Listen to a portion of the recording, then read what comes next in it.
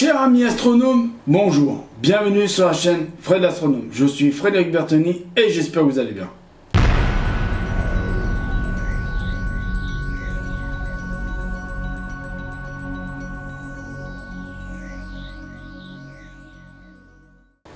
Alors, petite star news très courte, on va parler de planétologie et notamment de Jupiter.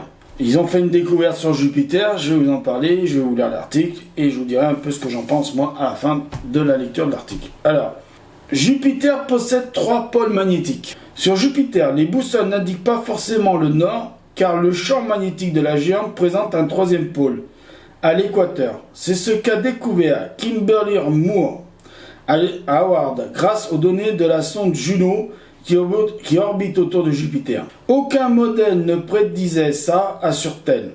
Il va falloir revoir nos connaissances de la structure interne de la planète.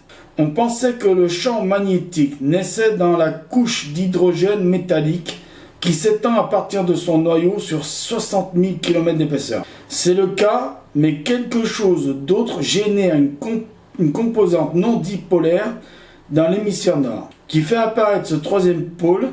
A-t-on sous-estimé la conductivité de la couche d'hydrogène moléculaire la plus externe?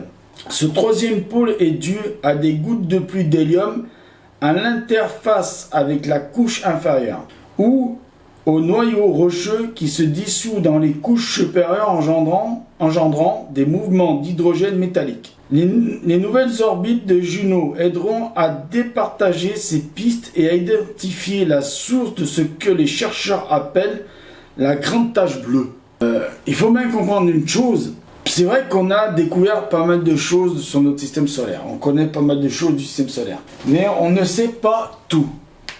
Et on va découvrir pas mal de choses. D'ailleurs, la preuve, ce fameux pôle équatorial, oui, on pensait pendant longtemps que Jupiter avait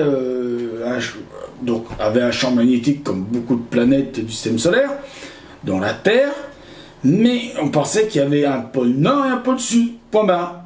Eh ben non, vous voyez, on peut tout apprendre, on découvre aussi un pôle équatorial sur la planète Jupiter. C'est super, hein, on apprend pas mal de choses, et moi je suis bien content d'en parler avec vous.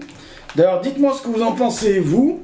Parce que moi, je dis, bon, on l'a découvert pour Jupiter, mais est-ce que croyez-vous que Saturne, qui est aussi une planète géante gazeuse, Uranus et Neptune, pourraient avoir ce fameux 3e pôle équatorial? Dites-moi-le en commentaire si vous pensez que oui ou non, ce serait possible ou pas. Voilà. Donc, je vous remercie encore une fois de m'avoir écouté.